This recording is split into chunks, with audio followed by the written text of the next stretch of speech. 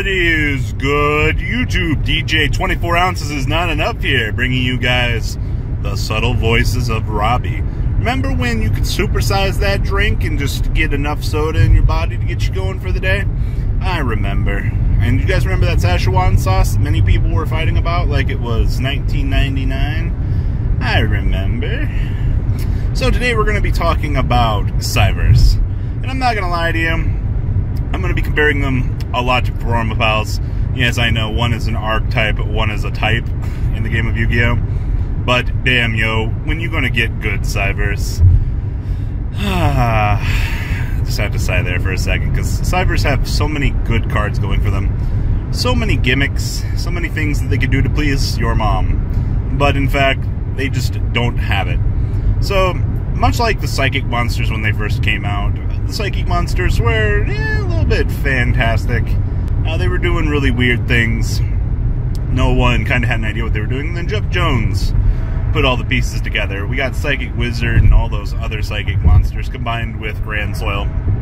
And Jeff took an event. The thing was, the Psychic Monsters were a relatively new subtype, or type, whatever the hell you want to call it in Yu-Gi-Oh! Really didn't get a lot of support through the earlier days because they didn't exist. Yeah.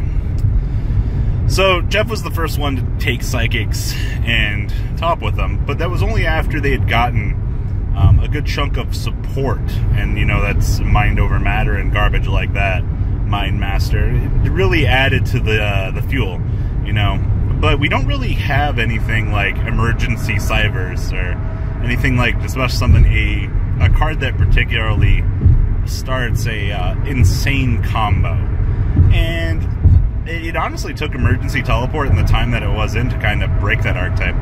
But the way that Cyberse are structuring themselves right now, obviously they're a main, not really a main, most of their power lies in their extra deck monsters, but unless you create some monsters to kind of climb that ladder, I mean, you're not going to do anything.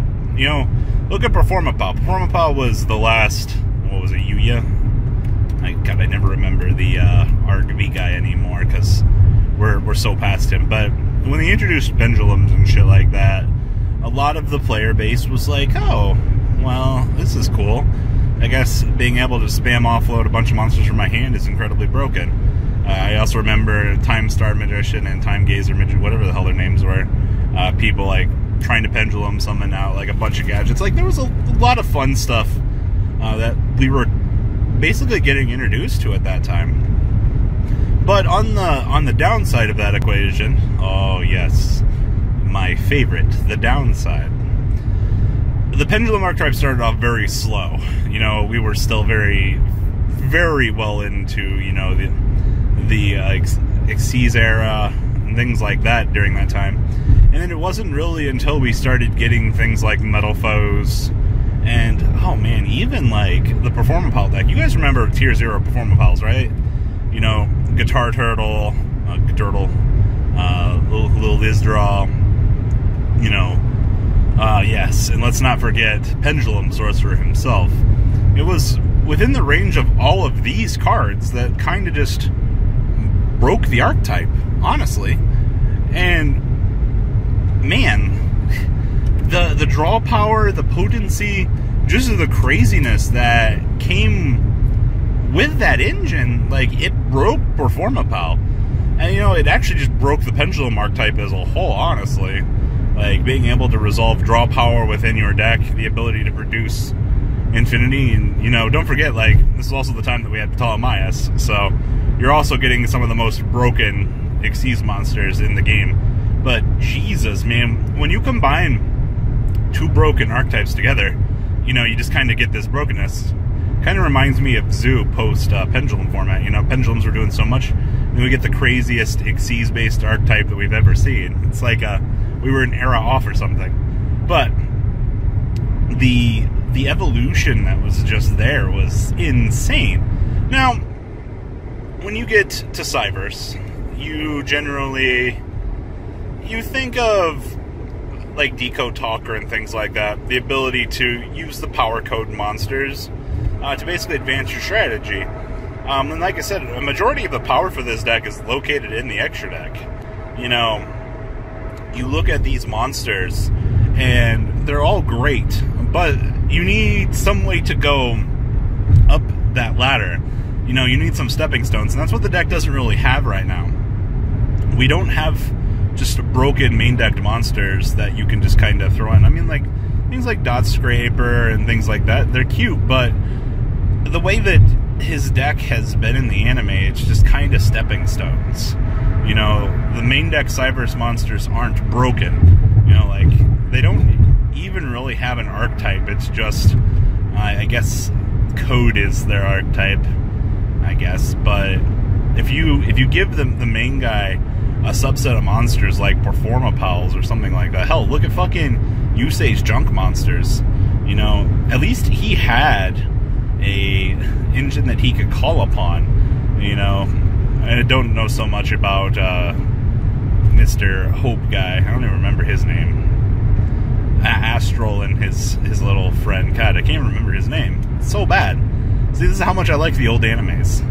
But as you say, Yusaku, Yudai, which is Jaden, Yugi, I don't even remember the other guy. Hell, Jaden had Heroes and Yugi, you know, had Dark Magician. But man, where did we go wrong here?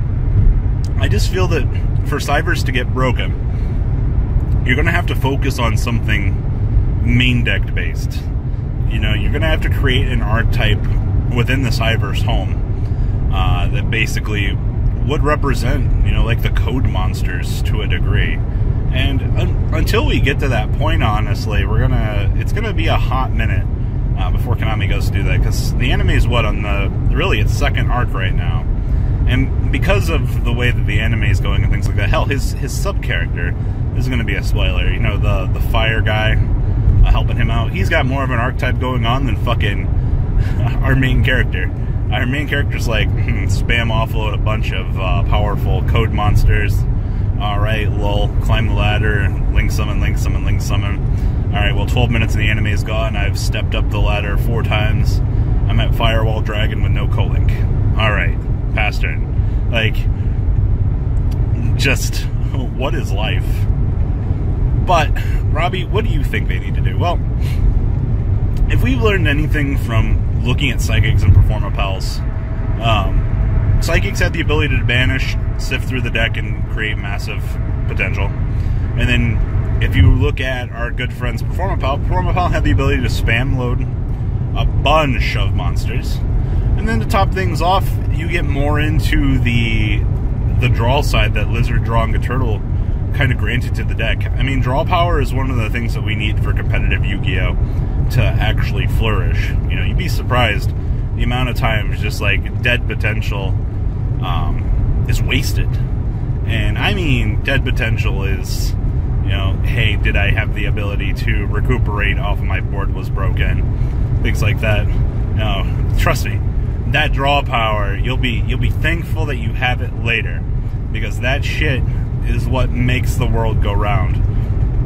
Even just banish a Cyberse monster draw. I know there are a couple of Cyberse trap cards that get a little bit wonky.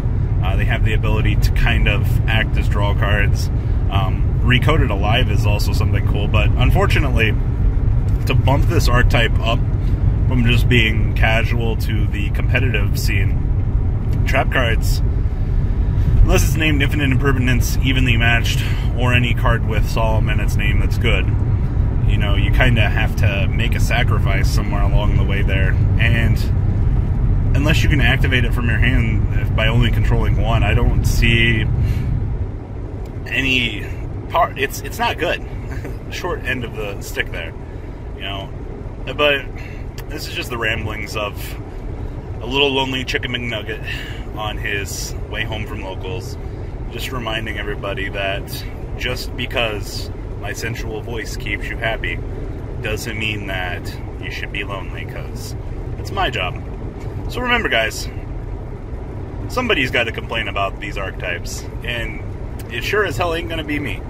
Wait, oh, sorry, my co-host has just informed me that I am the one complaining about these archetypes. Fuck! Well, I guess this is the best damn content we can offer. Remember, when Cyberse are broken in Tier 1, you can blame me because I foresaw this fortune cookie. Alright, guys. Thanks for listening to DJ Chicken Nuggers. Peace on out.